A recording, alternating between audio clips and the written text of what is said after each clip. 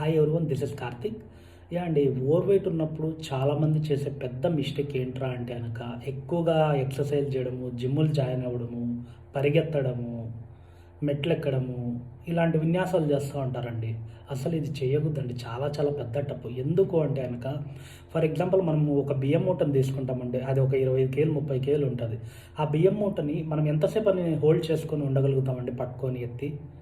మహా అంటే ఒక 5 నిమిషాలు, 10 నిమిషాలు, ఓ 15 నిమిషాలు అంతే.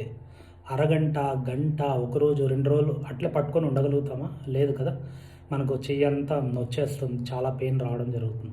అట్లాంటిది ఒక్కొక్కరం మనం 20 కేజీలు, 30 కేజీలు ఓవర్ వెయిట్ ఉన్నప్పుడు మనం ఇలా విపరీతంగా రన్నింగ్‌లు, జాగింగ్‌లు, ఎక్సర్‌సైజులు టూ మచ్‌గా చేసినప్పుడు ఏమవుతుంది?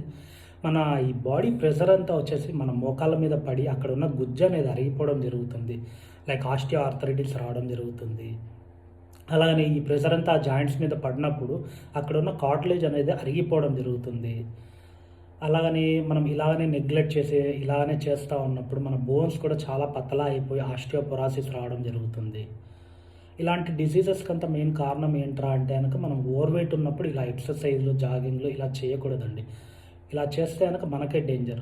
ఎప్పుడైనా కూడా న్యాచురల్ పద్ధతిగా మనం తీసుకునే ప్రోటీన్ ఫుడ్ ప్రాపర్‌గా మనం మీల్ ప్లేట్ అనేది డిజైన్ చేసుకొని, ప్రాపర్‌గా మనం డైట్ చేసినప్పుడు ఆటోమేటిక్‌గా మనం కొద్దిగా వెయిట్ అనేది తగ్గుతాము. సర్టెన్ వెయిట్ అనేది తగ్గిన తర్వాత మనం చేసుకోవచ్చు ఎక్సర్‌సైజ్ గానీ, వాకింగ్ గానీ. అప్పుడు ఏం ప్రాబ్లమ్ లేదు. Thank you.